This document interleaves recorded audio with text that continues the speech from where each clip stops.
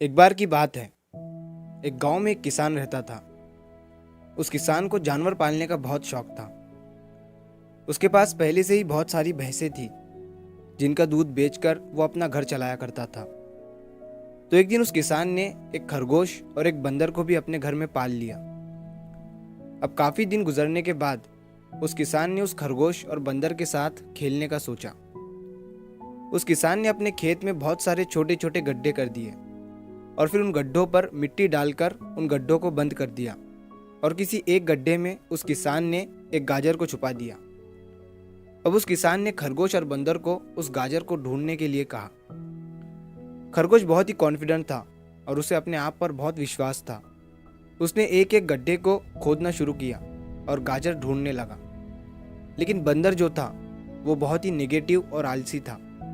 उसने सोचा कि खेत में इतने सारे गड्ढे हैं और वो गाजर किसी एक गड्ढे में है, इतना कौन ढूंढेगा। वो बंदर ये सोचकर एक गड्ढे के ऊपर जाकर सो गया। अब उधर खरगोश अपनी पूरी मेहनत से गाजर ढूंढ रहा था। एक एक करके खरगोश ने सारे गड्ढे देख लिए, लेकिन उसे किसी भी गड्ढे में गाजर नहीं मिली। सिर्फ एक गड्ढा बाकी रह गया था जिसके ऊपर बंदर सो रहा था। अब खरगोश बंदर के पास जाता है और उसे उस गड्ढे पर से उठने के लिए कहता है। जैसे ही बंदर उस गड्ढे पर से उठता है, खरगोश गड्ढा खोद कर गाजर बाहर निकाल लेता है और अपने मालिक को ले जाकर दे देता है। बंदर ये देखकर हैरान हो जाता है कि जिस गड्ढे के ऊपर वो इतनी देर से सो रहा था, गाजर उसी के अंदर थी। वो सिर्फ एक बार खोद कर देख लेता तो गाजर उसे मिल जाती और वो मालिक की नज़रों में बड़ा बन जाता। यही सोचकर वो अपने किए पर पछता रहा था।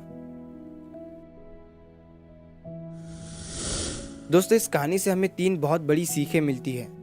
पहली ये है कि हमें कभी भी अपने काम के प्रति नेगेटिव नहीं सोचना चाहिए।